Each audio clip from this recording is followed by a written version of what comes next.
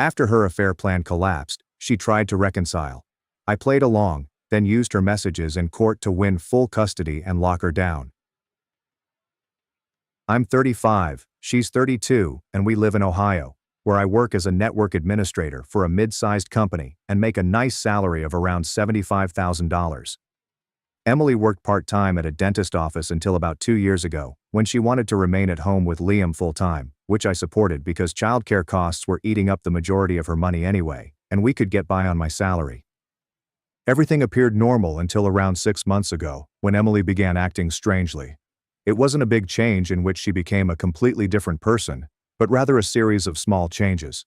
She was always on her phone, which was not odd given that everyone is on their phone, but when I went into the room, she would flip it face down or take it with her to the restroom.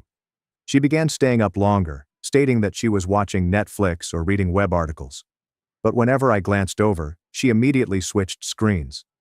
She also mentioned that she felt like she was losing herself in parenting and marriage, which I understand because being a stay-at-home parent is exhausting, and I told her that we could look into getting her some time for hobbies, or that she could return to work part-time if she wanted. The truth is, I don't jump to conclusions or become suspicious easily. I've always been honest about difficulties, and I felt if something was seriously wrong, we'd talk about it like adults. But Emily continued giving me vague replies about needing time to reflect and figure out what she wanted out of life. I recommended marriage counseling, but she said maybe later. She just needed time to process her emotions first. Then, approximately 4 months ago, Emily approached me and stated she needed a break from our marriage. Not a divorce, but a break to discover herself and decide what she wants. She claimed she felt suffocated and wanted time to recollect who she was before becoming a wife and mother. She planned to move back in with her parents for a few weeks, maybe a month, and take Liam with her so she could have some space while still being a mother. Her parents live around 40 minutes away in a little town, so she wasn't wanting to relocate across the state or something. I wasn't delighted with the concept because breaks in marriage usually indicate that someone has already checked out or that someone else is involved. But Emily argued that it was only about her need for distance, not about me or our marriage. She stated that she still loved me, but felt confused, and needed time apart from our routine to clear her mind. I told her it was a horrible idea, and that we should work on it together, but she insisted that this break was necessary to save our marriage in the long run. So I agreed to the break, primarily because I did not want to be the domineering husband who refused to give his wife space when she was plainly struggling with something. Emily packed up her and Liam's belongings and returned to her parents' home. We agreed that she would bring Liam back to spend weekends with me and that we would check in every few days. The strategy was intended to be just temporary, lasting 4 to 6 weeks at most. The first week was strange because the house seemed empty, and I missed having Liam around for his usual nighttime ritual and weekend activities. Emily would text me updates on Liam's progress and send pictures, which was lovely, but our phone talks were awkward and surface level. She'd ask about work, and I'd ask about her parents and Liam. But we weren't really talking about ourselves, the break, or what she was discovering about herself. By the second week, I noticed Emily was posting more on social media, which surprised me because she was never a huge Facebook or Instagram user. She would upload photos of herself at coffee shops, hiking trails, and local events, with notes about exploring and discovering new things. Some of the photos were obviously taken by someone else because she was in them, but she never mentioned hanging out with pals or who took the photos. When I inquired about it during one of our calls, she explained that she was simply trying to get out more and meet new people. Maybe she should make new friends, as she had been feeling solitary at home with Liam. Around the third week, Liam began wondering when he would return home and whether mommy and daddy were divorcing, like his friend's parents had. I told him mommy needed some time to visit grandma and grandpa, and that we'd all be back together shortly, but I began to question if that was real. Emily continued extending her break. She first said she needed another week, then 2 weeks, and even until the end of the month. Every time I pressed for a particular timeline or inquired what she was working on, she'd become defensive, claiming that I was pressing her and not respecting her need for space. That's when I decided to dig. Emily's answers were too ambiguous, and her behavior was too dissimilar to the lady I'd been married to for 8 years. Because of my employment, I'm fairly adept at using computers. So I investigated our phone records and discovered she was texting and calling one number far more frequently than usual, sometimes for hours at a time and often late at night. The number had a different area code and was not from around here or where her parents live. I reverse searched the number and discovered that it belonged to Jason, a Portland, Oregon resident. I located his Facebook profile and discovered he was 26, unemployed, and according to his posts, living with his mother while pursuing his music career and growing his streaming audience. His profile was filled with complaints about how difficult life was and how no one understood his artistic vision, as well as a slew of furious statements about women and relationships that made me think he wasn't a good match. But here's the kicker. Emily had been liking and commenting on his posts for almost 7 months, long before she requested for the break. Their friendship began innocently enough, with her commenting on his music posts and him responding with gratitude. But then I noticed it escalated to more intimate exchanges in the comments, before they clearly moved on to private messaging and phone calls. I felt horrible when I realized my wife's desire to discover herself was really about finding some loser in Oregon who spent his days playing video games and whining about life while his mother paid his bills. But I didn't approach Emily straight away because I needed to consider my future steps, particularly involving Liam, and what this meant for our marriage and custody arrangements.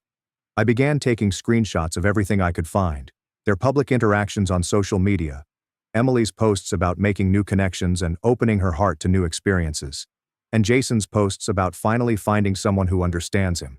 That coincided with Emily's request for a break. I also printed out our phone records, which included hundreds of texts and hours of calls between them. While I was gathering evidence, Emily contacted to say she wanted to extend the break permanently and was considering making significant changes in her life. She explained that she had been doing a lot of soul-searching and thought she would be happier in a different setting. Perhaps somewhere with greater prospects and a different way of life. When I inquired what that meant, she said she was thinking about relocating somewhere else, possibly to the West Coast, where she could start over and establish the life she wanted. That's when it dawned on Emily that she was having more than just an emotional affair with Jason. She intended to go to Oregon to live with him and take Liam with her.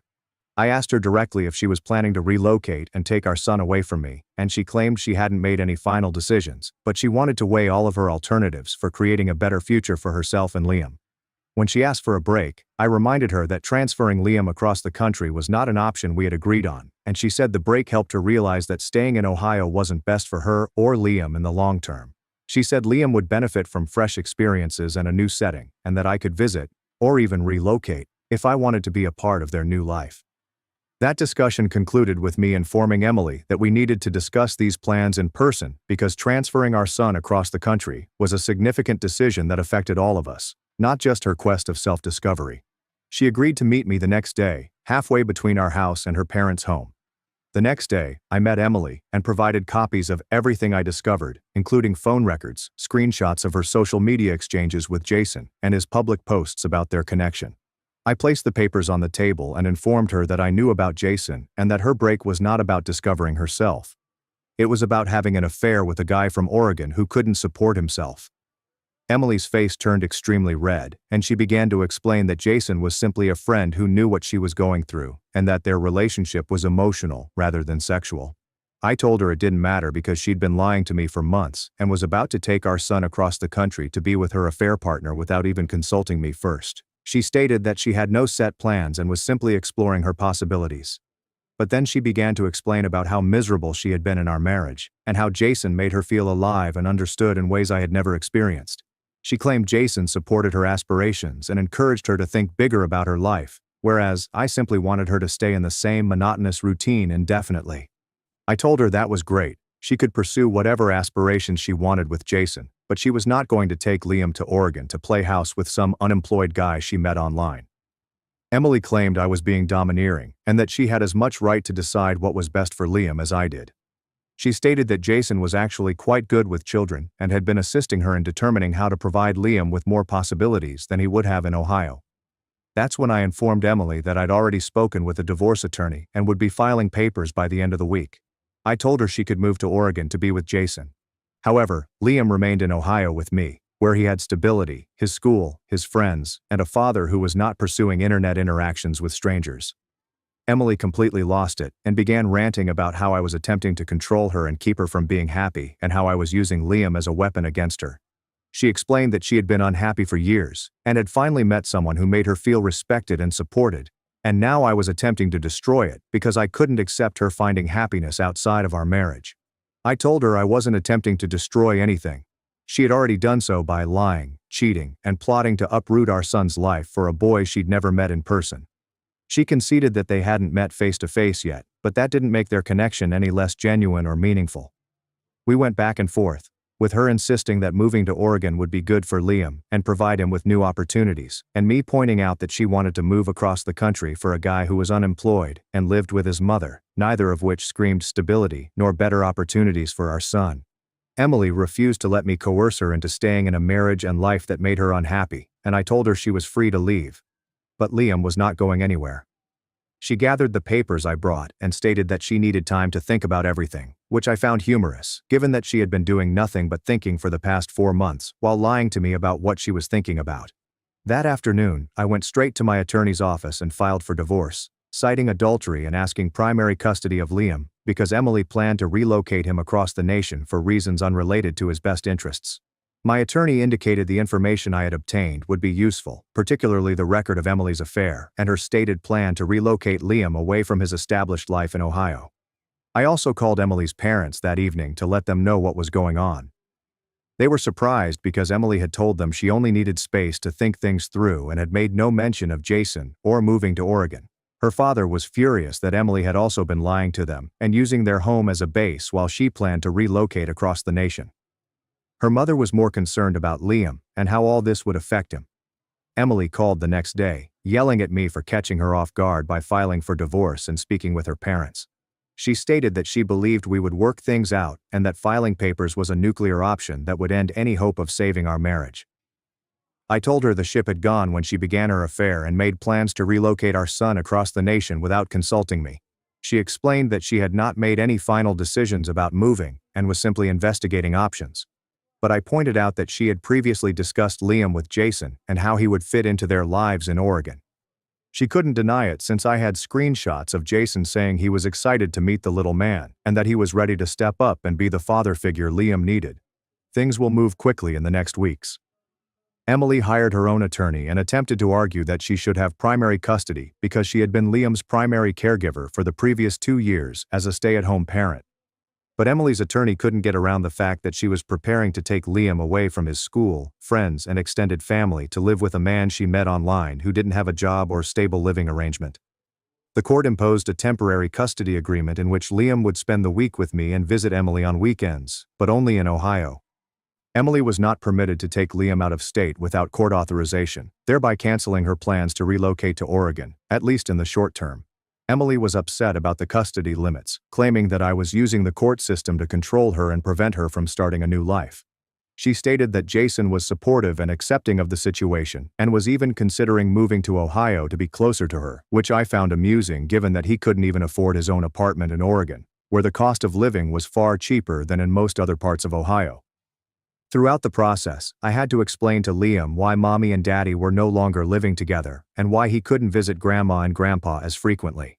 I kept it short and age-appropriate, informing him that grown-ups often disagree on important issues and need to live separately while they work things out. Liam handled it well, possibly better than Emily and I did, and was pleased to be back in his own room and normal routine.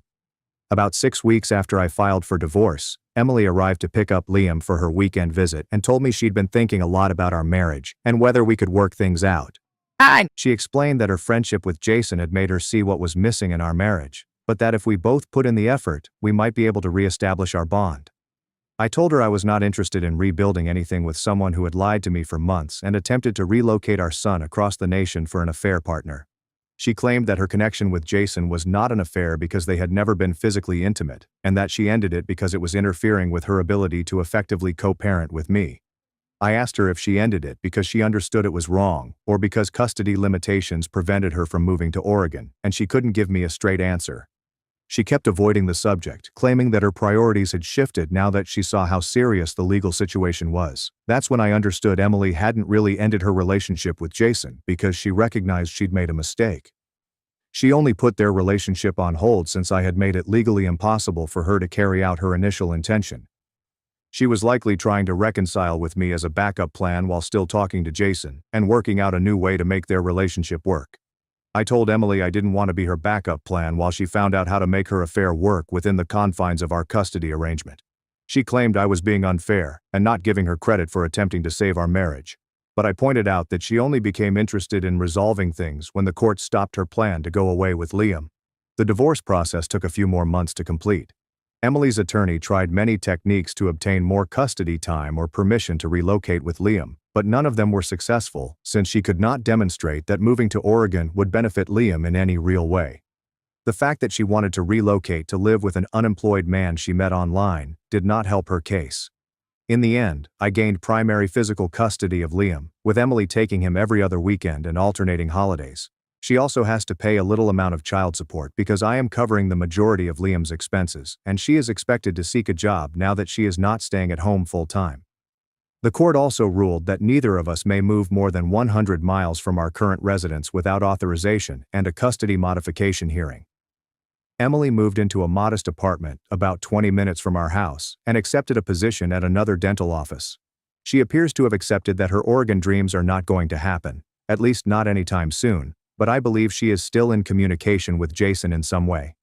Her social media activity implies that she is still interested in making new connections and being open to new options, which sounds similar to the language she used when she was planning to relocate across the nation. Liam has adjusted well to the new situation and seemed to enjoy having a constant routine again. He no longer asks about the divorce and has accepted that mommy and daddy now live in different houses, but they both love him deeply. Emily is a good mother when she focuses on being a mother rather than pursuing internet romances.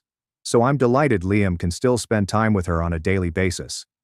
The entire incident taught me that when someone asks for a break to rediscover themselves, they've usually already met someone else and are just figuring out how to transfer to that new relationship without fully upsetting their present one. I'm not bitter about Emily's decision to dissolve our marriage since, if she was that miserable, it's best for everyone that we weren't together. But I'm outraged that she sought to use Liam as a bargaining chip in her affair, willing to uproot his entire existence to pursue a fantasy with a guy who couldn't even maintain himself, let alone support a child. Now I'm focused on being the greatest single dad I can be for Liam and ensuring that his life is stable and consistent. Emily is free to pursue any relationships that make her happy, but she will not disturb Liam's life or exploit him to enable her love escapades.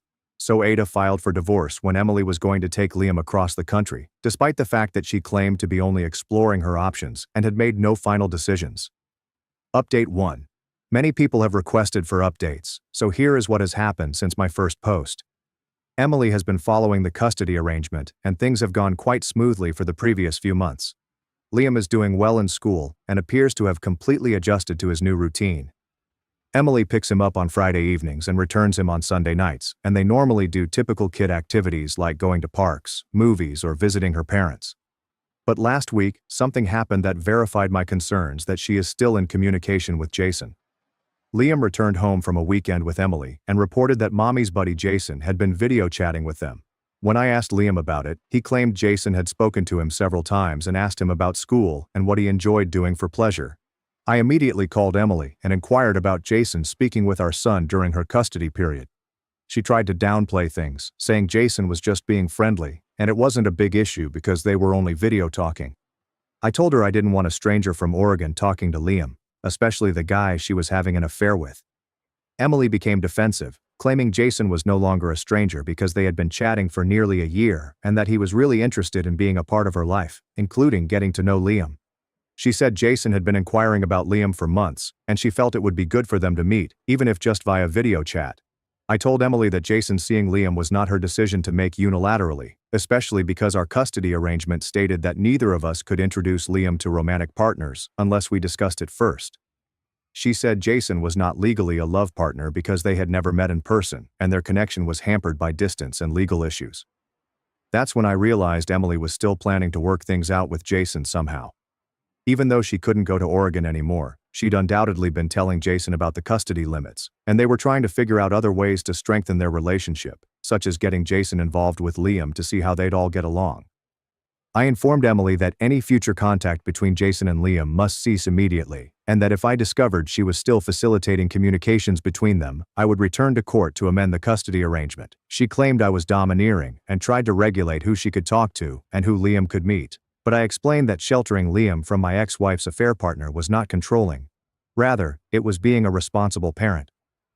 Emily agreed to discontinue the video calls, but she thought I was overreacting and that Jason was a wonderful influence who could potentially benefit Liam if their relationship progressed.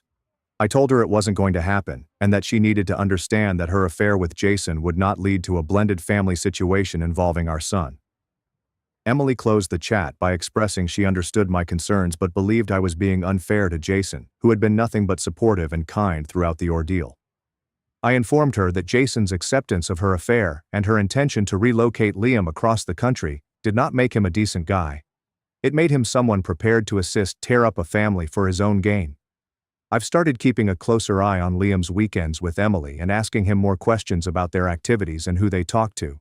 So far, it appears that the video calls with Jason have ended. But I'm keeping a close eye on things since I don't trust Emily to keep those boundaries in place over time. Update 2. Emily began asking about changing our custody agreement around a month ago in order to spend more time with Liam throughout the summer months. She stated that she intended to take him on a longer trip and possibly visit some areas they had never been before. When I inquired for information, she was unsure where they were going and how long they would be gone. Then, 2 weeks ago, Liam returned home after a weekend visit and remarked that Mommy had been talking about taking a large vacation to the mountains and possibly visiting someone who had been wanting to meet him for a long time. When I prodded Liam for additional information, he said Emily had shown him pictures of mountains and a large house, and the person they might go see was Mommy's good friend who lives far away. I knew Emily was going to take Liam to Oregon to meet Jason, despite our custody arrangement, which said she couldn't transport him out of state without court permission. I questioned Emily that night, and she revealed she had been thinking about taking Liam to Oregon for a week over his summer break to see a different area of the nation and meet Jason in person. I informed Emily it wasn't going to happen and reminded her of the custody restrictions, but she argued they were only temporary while we were getting divorced and that now that everything was finalized, she should be able to travel with Liam during her custody period. I clarified that the travel limits were part of our permanent custody arrangement, not the temporary divorce process. Emily became irritated and stated that she believed I was keeping Liam confined in Ohio and prevented him from having new experiences. She stated Jason had been looking forward to seeing Liam for months and had planned activities they might do together, such as hiking and going to a music studio where Jason allegedly records. I informed Emily that I didn't care what Jason had planned since he wouldn't meet Liam, period. She argued I was being unreasonable, that Liam deserved to meet the people who were important in her life, especially someone who could become a permanent part of their future. Emily confessed that she and Jason had discussed Jason going to Ohio rather than her moving to Oregon. She stated that Jason was willing to relocate to be closer to her and Liam and that they had discussed him finding a job in our area so they could start a life together here. I questioned Emily if she really thought Jason would move from Oregon to Ohio, given that he couldn't find work in his own area and was living with his mother. She stated that Jason was inspired to make changes in his life now that he had something tangible to strive for, and that having Emily and Liam in his life would provide him with the stability and purpose he required to achieve greater success. This entire exchange made me understand Emily had not given up on her connection with Jason at all. They just shifted their approach from her moving to Oregon to his moving to Ohio. She was presumably still planned to introduce them during the summer vacation, but this time it would be framed as Jason looking into Ohio as a potential relocation destination, rather than Emily and Liam visiting him in Oregon. I assured Emily that Jason was not moving to Ohio, and Liam would not be meeting him here, in Oregon, or anyplace else. She said that I couldn't control who she dated or introduced Liam to indefinitely, and that Jason would eventually be a part of their life whether I liked it or not. I concluded the interview by telling Emily that if she brought Liam out of state without court approval, I would arrest her for custodial interference and seek to terminate her custody rights. She claimed I was threatening her and being nasty, but I informed her I was protecting our son from her repeated terrible judgment in this matter. I called my attorney the next day and informed him of Emily's plans to move Liam to Oregon, as well as her continuous relationship with Jason. He stated we may seek for a custody amendment to make the travel limitations even more specific, perhaps shortening Emily's custody period if she continued to breach the current order. We filed a motion asking the court to specify that Emily could not take Liam out of state under any circumstances without formal court consent, and we asked that she be held in contempt if she continued to plan unlawful travel with him. We also requested that Emily provide full schedules for all overnight trips with Liam, including those within Ohio. Emily's attorney responded, arguing that the previous custody arrangement was excessively restrictive and that Emily should be permitted to travel with Liam during her custody period, as long as she provided reasonable notice. They stated that barring Emily from bringing Liam on trips was bad for their relationship and Liam's growth. Emily had to testify last week about her relationship with Jason and plans to take Liam to Oregon. Under oath, she admitted that she had been in regular touch with Jason throughout our divorce proceedings and that they had been arranging for him to see Liam for months. She also confessed that Jason's relocation to Ohio was something they considered seriously. The judge was unimpressed with Emily's honesty and judgment. He pointed out that she had been deceitful about ending her connection with Jason and had intended to break the custody order by transporting Liam out of state without permission. He further stated that introducing Liam to her affair partner was not in Liam's best interests and demonstrates poor parenting judgment. The judge amended our custody order to make it plain that Emily cannot take Liam out of Ohio without prior written court clearance, and that any violations would result in an immediate suspension of her custody rights. He further ordered that Emily not introduce Liam to any romantic relationships without first informing me and the court, and that such introductions be gradual and in Liam's best interests. Emily was upset about the new limits, claiming that the judge was treating her like a criminal rather than a mother attempting to start a new life. Outside the courthouse, she told me that this wasn't the end, and that she'd find a way to keep Jason and Liam together while adhering to the court's ruling. I informed Emily she needed to accept that Jason would not be a part of Liam's life, and that continuing to pursue this would only end in her losing additional parenting time. She stated Jason wasn't going anywhere, and that I'd have to get used to the thought of him being a permanent part of her life. Emily has been obeying the modified custody order since the hearing, but I can see she is unhappy with it. Liam hasn't mentioned any more video chats with Jason, but I believe Emily is simply being more careful about concealing their relationship, rather than stopping it. I'm willing to battle this in court if necessary, but I refuse to allow Emily use Liam to facilitate her connection with some guy she met online. Liam needs stability and consistency, not being drawn into his mother's romantic drama with a stranger from across the country.